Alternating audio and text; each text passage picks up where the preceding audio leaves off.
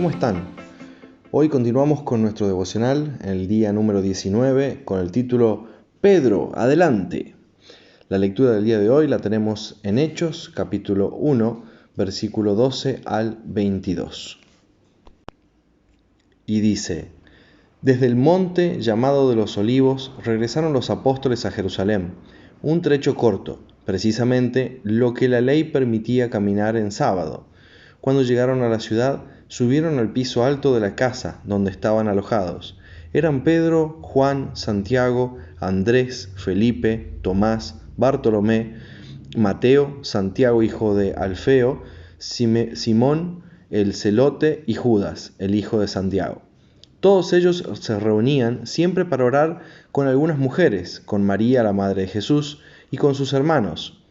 Por aquellos días, Pedro se dirigió a los hermanos reunidos, que eran como 120 personas, y les dijo: Hermanos, tenía que cumplirse lo que el Espíritu Santo por medio de David ya había dicho en la Escritura acerca de Judas, el que sirvió de guía a los que arrestaron a Jesús. Pues Judas era uno de los nuestros y tenía parte en nuestro trabajo. Pero fue y compró un terreno con el dinero que le pagaron por su maldad. Luego cayó de cabeza y se reventó, y se le salieron todos los intestinos. Cuando los que vivían en Jerusalén lo supieron, llamaron a aquel terreno Aceldama, que en su lengua quiere decir campo de sangre. En efecto, el libro de los Salmos dice: que su casa se vuelva un desierto y que nadie viva en ella, y también que otro ocupe su cargo. Tenemos aquí hombres que nos han acompañado todo el tiempo que el Señor Jesús estuvo entre nosotros, desde que fue bautizado por Juan hasta que subió al cielo. Es necesario, pues, que uno de ellos sea agregado a nosotros, para que junto con nosotros dé testimonio de que Jesús resucitó. Imagínate en una de esas reuniones de oración. ¿Acerca de qué habrán orado? Había recibido instrucciones. Antes de dejar esta tierra, el Señor les dijo que debían esperar la promesa del Padre, aunque no sabían qué era eso. Los 11, junto a un buen número de hermanos, se reunían para esperar. Y otra vez es Pedro.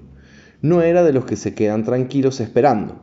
Queda claro que en esta etapa él era el mayor entre iguales y es muy probable que era él quien dirigía estas reuniones de oración. Hagamos algo. Y lo que propone tiene lógica. Si hicieron bien en elegir a Matías, no es tema para discutir aquí. El que nos interesa es Pedro. En realidad, esta es la primera vez que tenemos más de 10 palabras pronunciadas por él, y podemos captar una primera indicación de su estilo. Por un lado es directo, no da vueltas, es necesario que hagamos esto. Pero aún más llamativo es la manera en que utiliza las Escrituras. Sacó de su memoria, recordemos que nadie tenía una Biblia en aquel tiempo, un par de versículos para aplicarlos a la tarea. Con la espada en la mano, Pedro era un fracasado, pero sí que sabía manejar la espada del Espíritu. En esto los judíos de entonces nos ganan a la mayoría de nosotros. No tenían Biblias, pero tenían la palabra grabada en la memoria. Pedro dijo que tenían que buscar a hombres que los hubieran acompañado durante el periodo del ministerio de Jesús. ¿Por qué?